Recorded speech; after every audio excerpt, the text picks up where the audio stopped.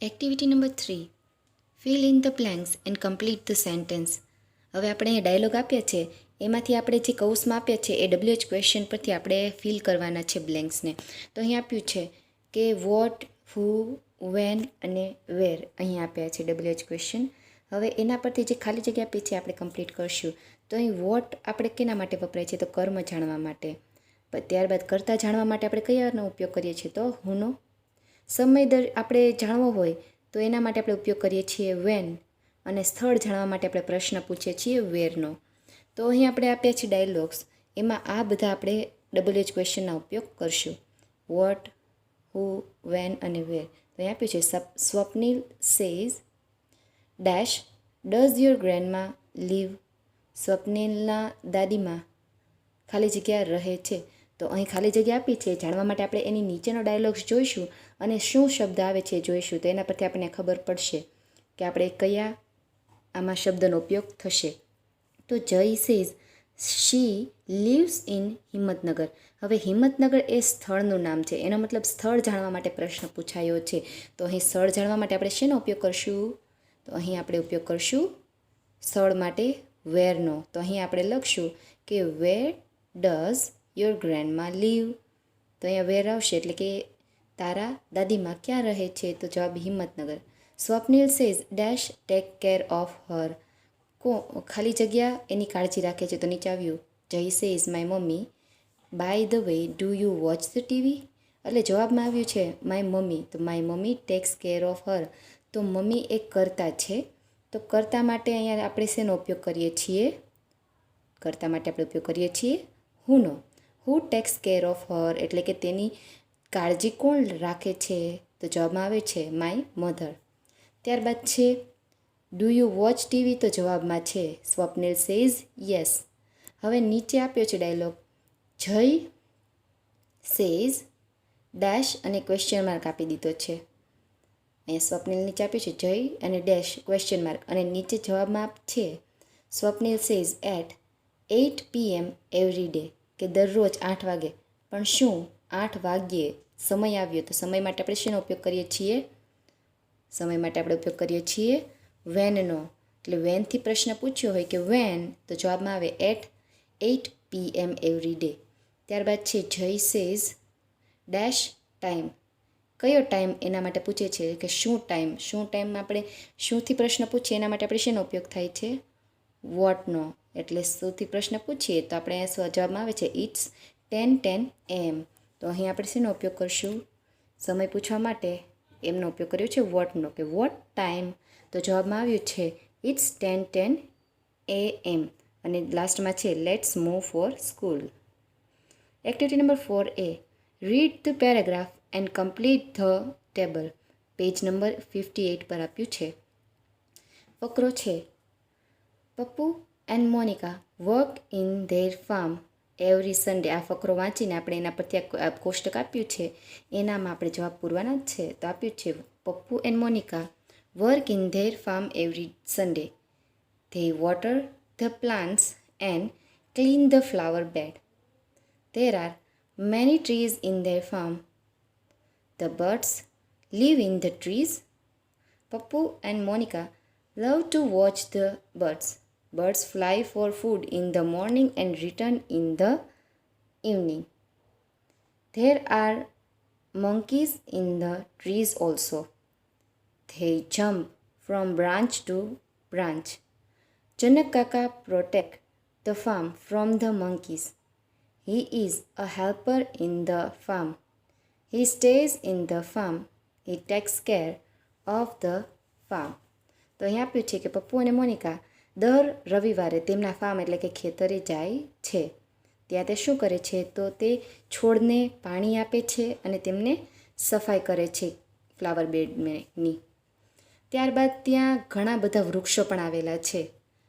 વૃક્ષો પર પક્ષીઓ પણ રહે છે. લીવ્સ ઇન ધ ટ્રી એટલે કે રહે છે.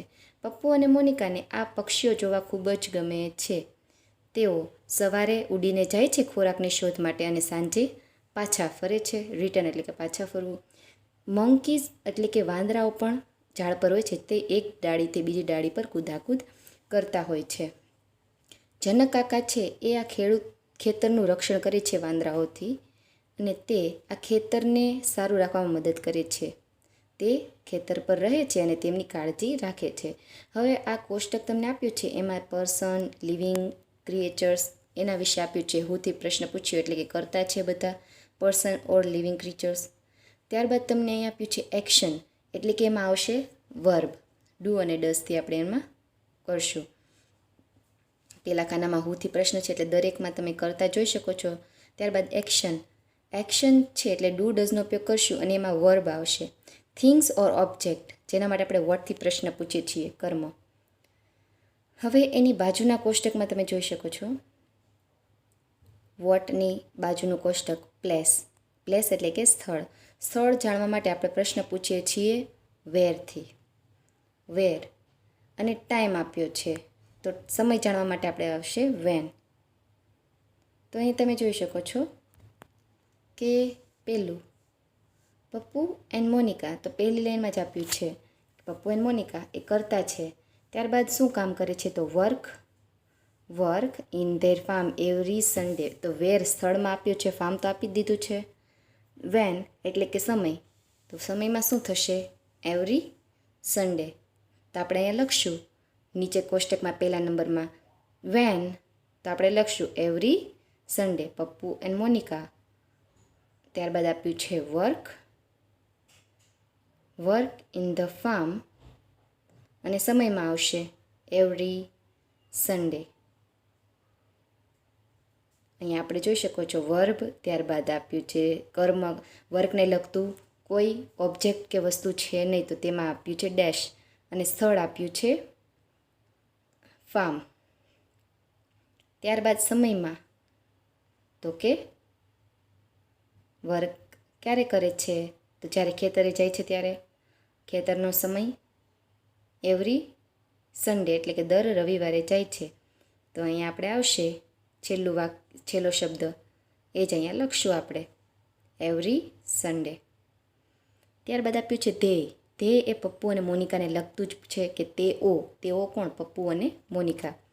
They water the plant and clean the flower bed. તો વોટર કોને આપે છે પાણી તો છોડને આપે છે પાણી. તો લખશું ધ્યેય વોટર એને પાણીને લગતું કર્મ કયું તો કે પ્લાન્ટ.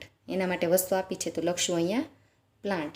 વોટર ધ પ્લાન્ટ અને ક્યારે અહીંયા કોઈ સ્થળ આપ્યું નથી અને સમયમાં આપ્યું છે એવરી સન્ડે. ત્યારબાદ ત્રીજું આપ્યું છે ધ્યેય એટલે કે ફરી અહીં પપ્પુ અને મોનિકાની જ વાત થઈ છે. બાજુમાં ખાલી ખાનું છે ને એની બાજુમાં આપ્યું છે ફ્લાવર બેડ. તો ફ્લાવર બેડ માટેનું ક્રિયા કઈ થાય છે તો અહીં આપણે વાક્યમાં આપી છે they water and clean the flower bed. તો એ ચોખ્ખા કરે છે ફૂલોના જે હોય છે છોડ એને. તો અહીં લખશું ધ્યેય ક્લીન ધ બેડ્સ અને ક્યાં તો અહીં એનું ખાનું પણ ખાલી આપ્યું છે આપણને. તો ખાનામાં આપ્યું છે વેર સ્થળ એટલે કે ક્યાં. તો ક્યાં આપણે આપ્યું છે ફાર્મ.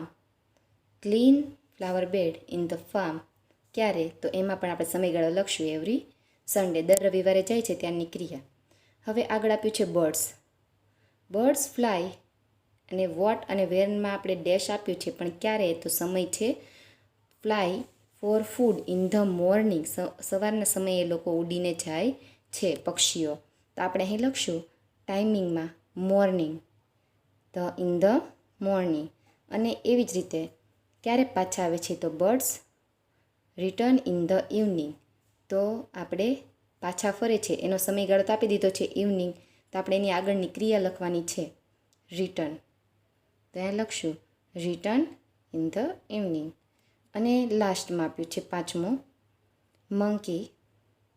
તો મંકી માટેનું આપ્યું છે કે મંકીઝ ઇન ધ ટ્રી